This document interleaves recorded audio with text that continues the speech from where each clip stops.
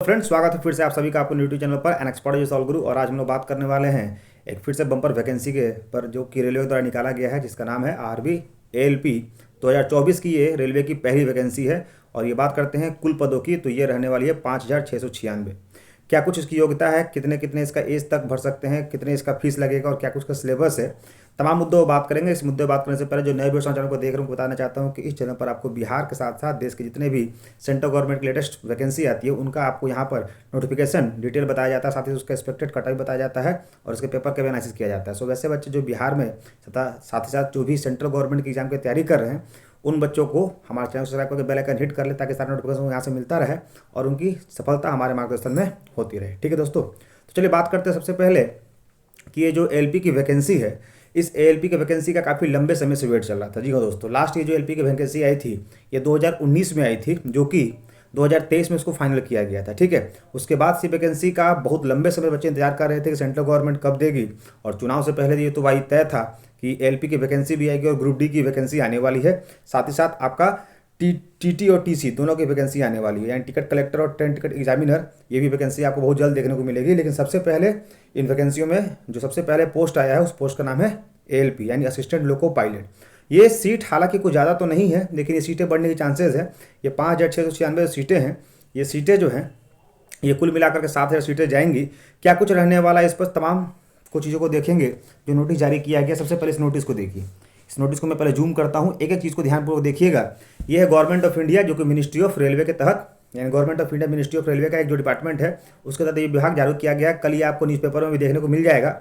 और बात करते हैं date of opening of application, तो ये फॉर्म जो है वो 20 जनवरी से भरा जाएगा और ये लास्ट कब तक भरा जाएगा, तो 19 फरवरी तक भरा जाएगा। यानी आपका एप्लीकेशन डेट 20 जनवरी से लेकर के 19 फरवरी तक इसका डेट रहा है। ठीक है, बात करते हैं वैकेंसी के ऊपर कि इसका क्या कुछ इसका सैलरी रहने वाला है। तो असिस्टेंट लोको पायलट की बात करते हैं तो 7 सीपीसी यानी जो 7 पे कमीशन लागू हुआ है उसके तहत इसको लेवल 2 में रखा गया है। और इसकी इनिशियल जो पे होती है, यानी इनिशियल जो आपकी जो सैलरी होगी वो 19,900 होगी। हालांकि ये बेसिक है। बेसिक का मतलब होता है इसमें कम से कम आप 10,000 जोड़ लीजिए, 10 से 12,000, यानी ये सैलरी आपकी 32 से 35,000 बनने वाली है। ठीक है, फिर बात करते हैं कि इसमें मेडिकल स्टैंडर्ड आपका A1 हो या होना चाहिए। वो क्या A1 है उस पर भी हम लोग बात करेंगे। साथ ही साथ उसका एज की बात करते हैं तो कौन कौन बच्चे भर सकते हैं। तो जो बच्चे 18 से 30 साल के बीच में जिनकी उम्र है वो इस फॉर्म को भर सकते हैं।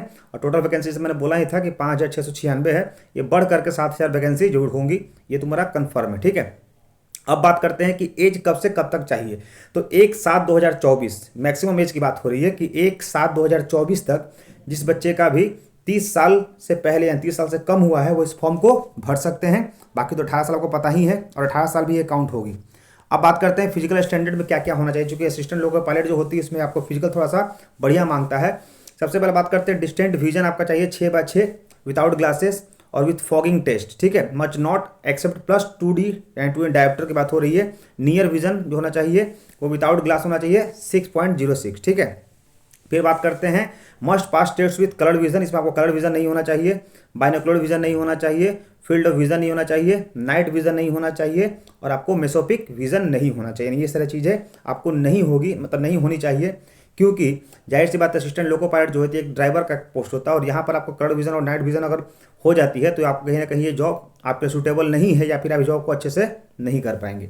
अब बात करते हैं एसेंशियल क्वालिफिकेशन, कौन कौन बच्चे इस फॉर्म को भर सकते हैं, उनकी योग्यता क्या होनी चाहिए। तो हमने 3 मुद्दों को देख लिया। पहला मुद्दा कि ये फॉर्म कब से कब तक भरा जाएगा, तो 20 जनवरी से लेकर 19 फरवरी तक। दूसरा ये इसका एज क्या होना चाहिए, तो 18 से लेकर 30 साल। तीसरा कितनी वैकेंसी आई है, तो ये आई है 5,696। चौथा है इसमें मेडिकल स्टैंडर्ड देख लिए।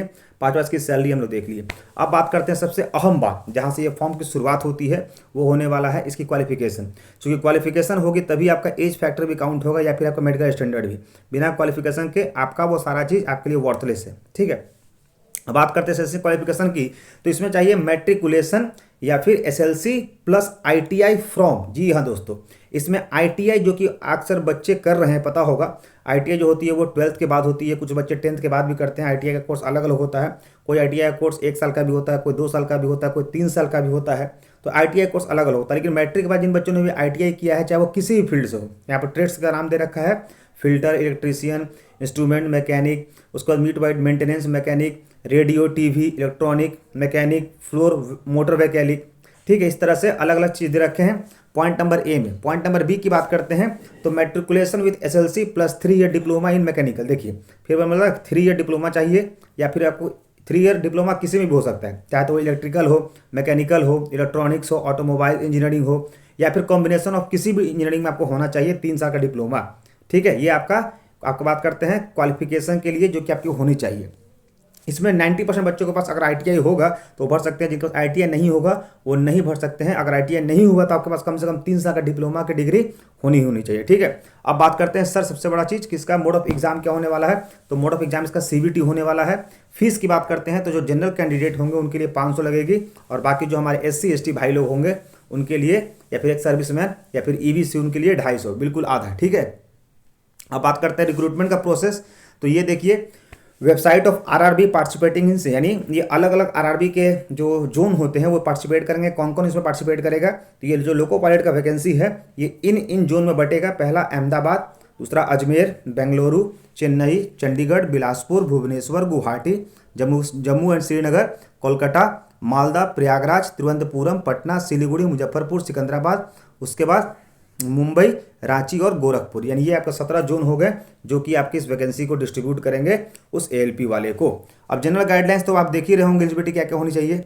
साथ ही इसके CBT होगी, इसमें 2 पेपर होगा, CBT 1 CBT 2। ठीक है दोस्तों, तो ये रहा आपका लेटेस्ट वैकेंसी जो आया था। मैंने सोचा कि कुछ बच्चे हमारे 10th हैं और ITI वाले भी हैं, उनके लिए वीडियो बेसिकली यूजफुल रहेगा। साथ ही साथ आपके भाई लोग जो भी ITI किए हुए हैं उनको इस फॉर्म के बारे में नहीं पता, ये वीडियो को शेयर कर दीजिए ताकि ये इस फॉर्म को देख लें, समझ लें और इस फॉर्म को भर करके अपने इस एग्जाम को सफलतापूर्वक हमारे मार्गदर्शन में पूर्ण करें। ठीक है दोस्तों, सो जय हिंद, जय Bharat, that's all, thank you.